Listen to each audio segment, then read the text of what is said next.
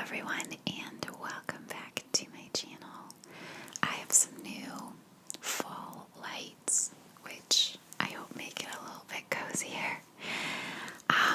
I do have the microphone right here, but I'm trying a slightly different height of the camera, so I hope that it's okay and you can hear it well.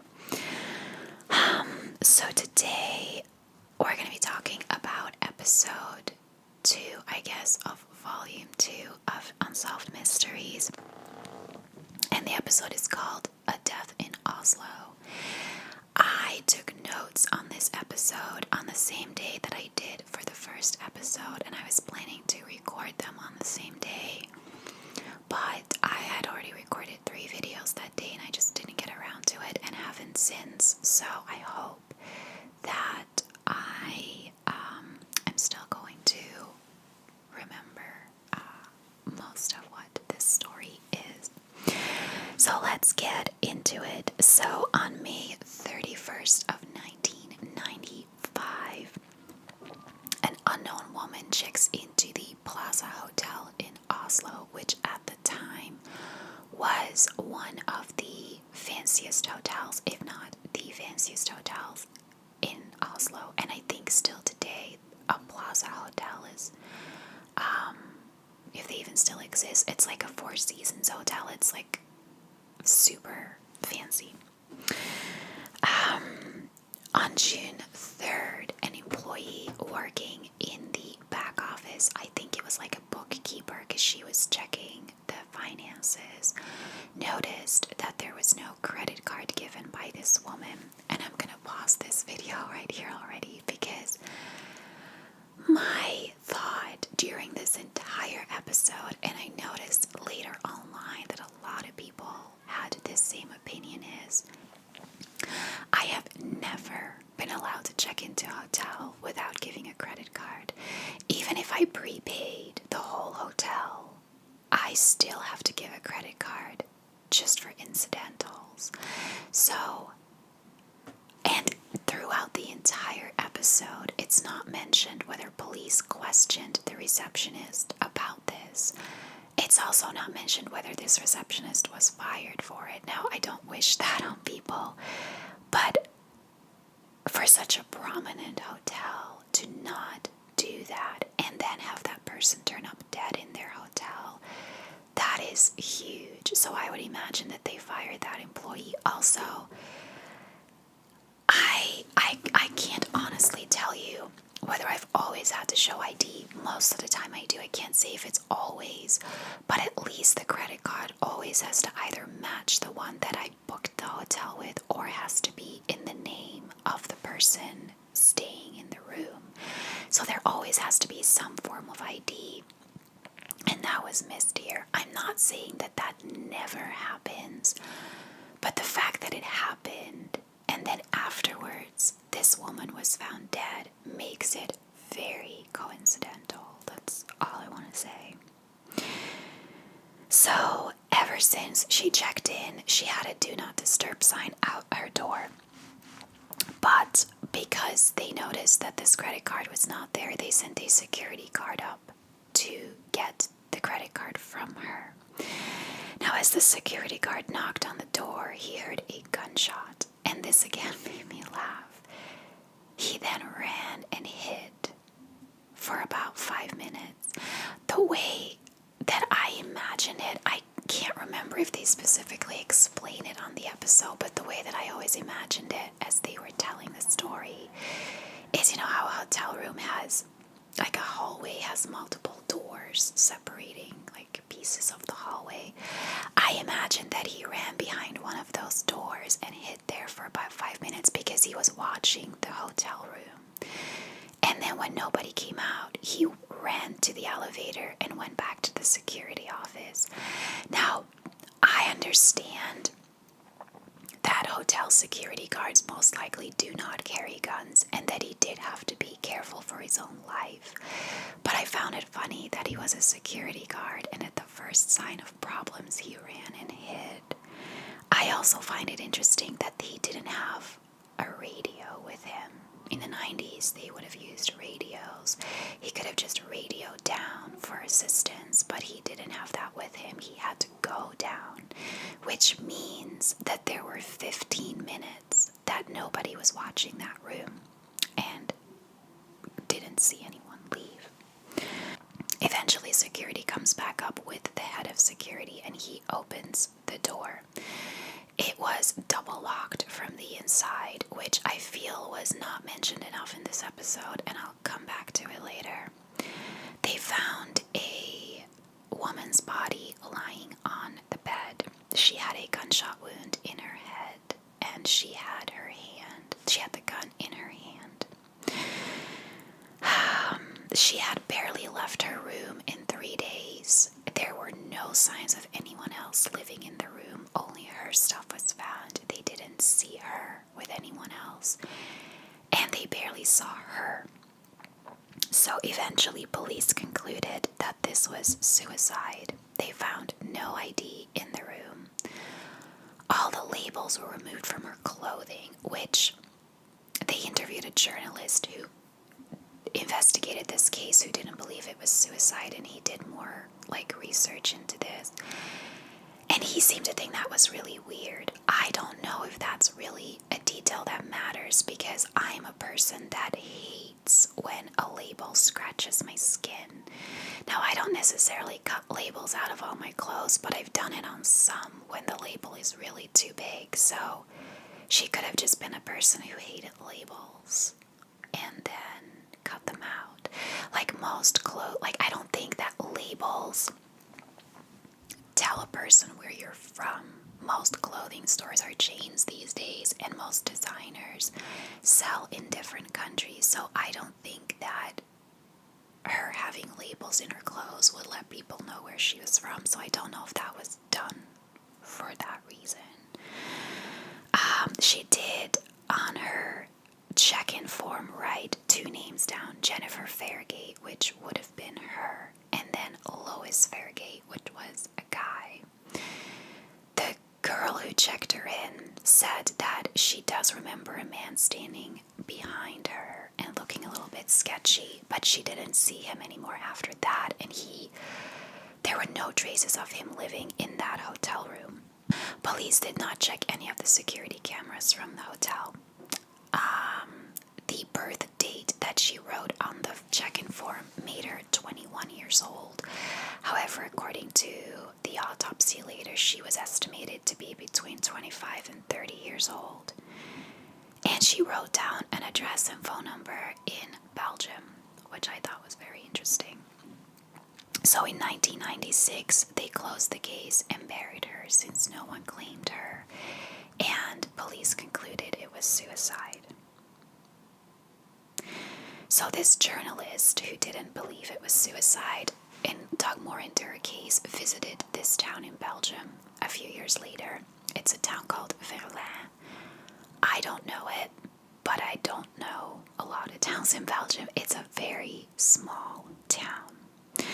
He went around and showed the composite sketch of this woman to the mayor, who has lived there his whole life. He became mayor because he knew everyone in the town. They showed it to a few people who had lived there for years, and nobody recognized her.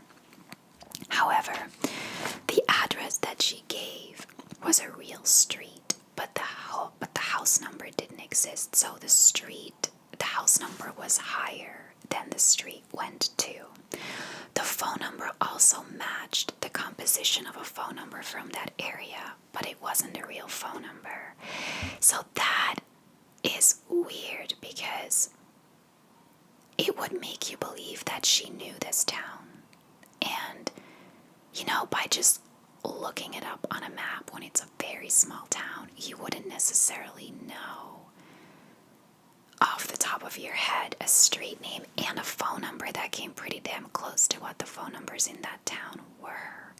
She had to either have visited that town at some point, but nobody recognized her, or knew someone who used to live in that town and lived on that street and had a similar phone number.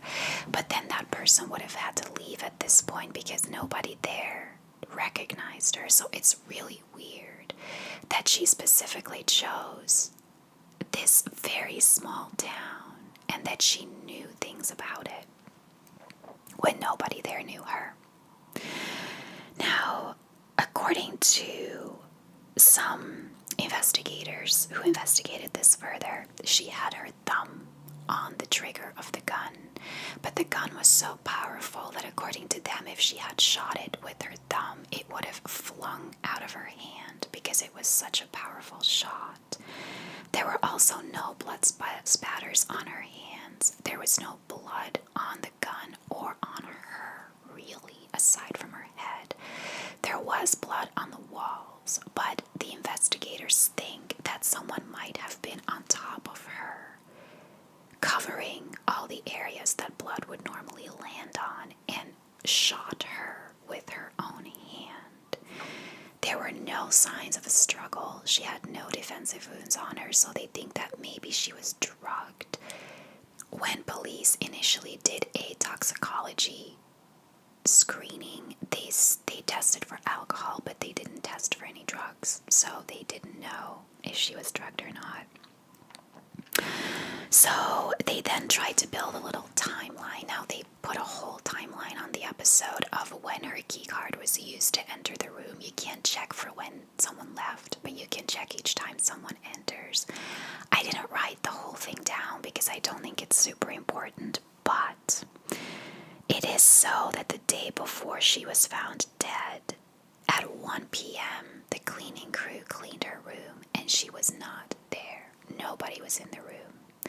Her key card was then not used until 8:50 a.m. the next day, indicating that she had been out of the hotel day and night. Essentially, she had been gone all night.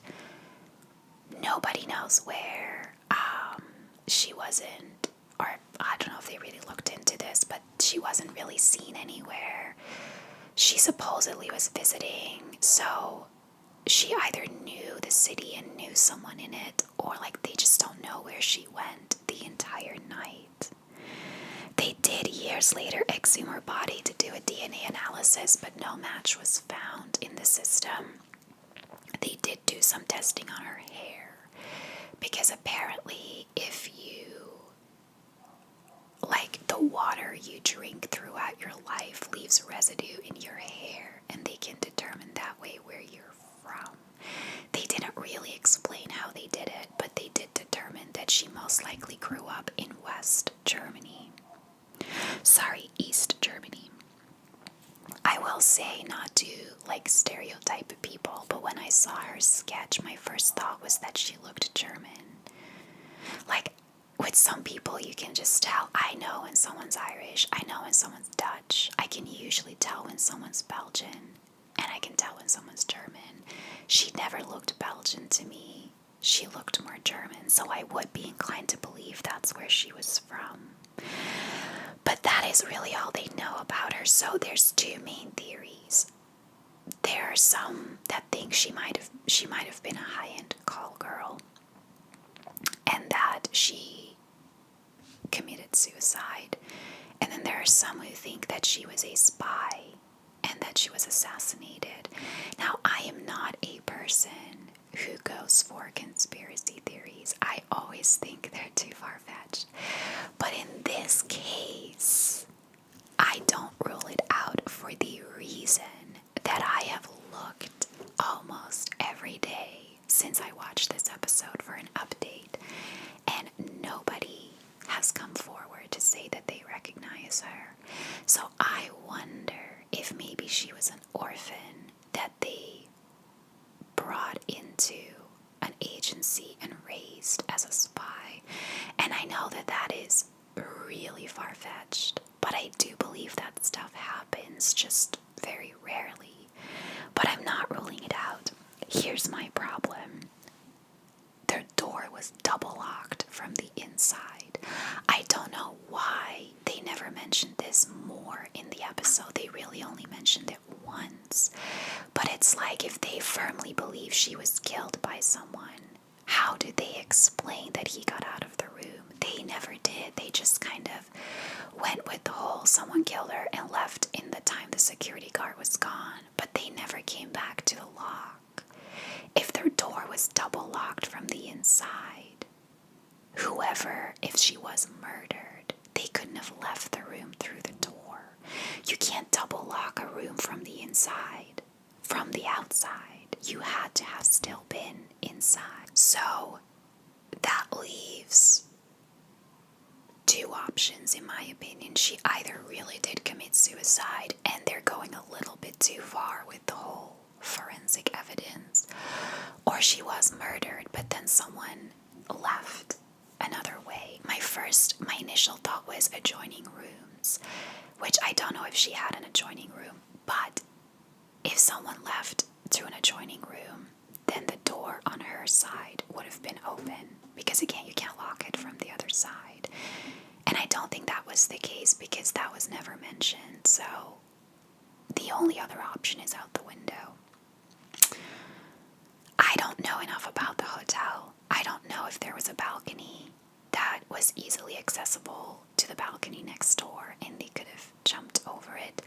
There were some theories about a man staying in the room next to her, and he had a name that was on like an agency list, but like conspiracy theories abound. I don't know if that's true. But it's the only thing that explains to me that she was murdered.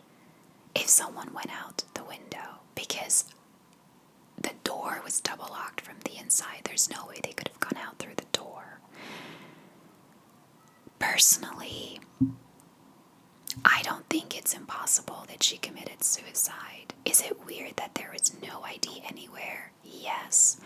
But she could have genuinely not want anyone to know that she did that. You know, like, the one thing about suicide is how horrible it is for someone who loves you to find you, or to even know that you did it, because they have a lot of questions afterwards. She could have just not wanted anyone to know who she was, so their loved ones wouldn't have to find out that she committed suicide. The only thing that baffles me then is why no one has since come forward. Of course, I know not everyone watches this episode, but it does get millions of views. No one has come forward and said that they know her. So, and the 90s is not that long ago. Like, I kind of feel like there has to be, there might not be anyone left, but I would think that there might be some family member or even like a friend from childhood or something that recognizes her and knows who she is. I'm not ruling out the assassin thing. I just don't know how they would have gotten out. And by the way, when I say they would have had to go out through the window, that again would only work if the window was still open, because you can't close it from the outside. And I don't know if when they walked into the room and found her, whether the window was open. So,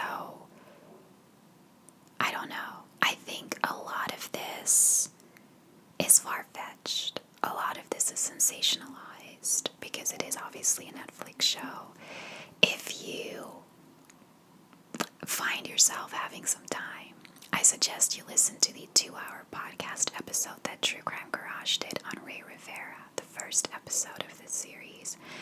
They reveal a lot of information that the episode didn't, or they normalize a lot of the information that the episode mentioned, and ultimately conclude that he most likely did commit suicide. But the episode is, first of all, short, doesn't mention a lot of details, but also sensationalizes things for the sake of it. Obviously, it's called Unsolved Mysteries. It can't be too clear of a case. And I feel like that's a little bit what's going on in this episode. They don't give a lot of details about the crime scene. According to police, it was suicide. According to later investigators, there's forensic evidence to prove otherwise. But I don't see how a third person, or a second person in this case, could have left that room. Unless they went out through the window, and I don't know if that was open. Like, I have visions of, like, spies jumping out windows on cables, like, going down to the ground on a wire.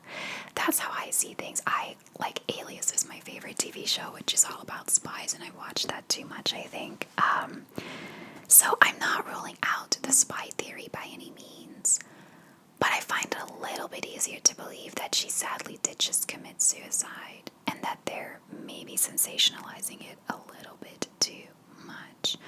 Do let me know what you think about it. I always worry that I miss details when I take notes on these episodes. So if there's anything important I miss, let me know. But I just don't see how someone would have made their way out of this room. Especially also, they don't specifically mention the time of day, I believe, that the security guard goes to her. But it would have to be during the day. It was also June. So even if it was evening, it would have been light for a long time. If anyone had actually escaped out of her window, I think people would have seen it. So, I don't know. Let me know what you guys think. As always, thank you so much for watching, and I'll see you in my next video.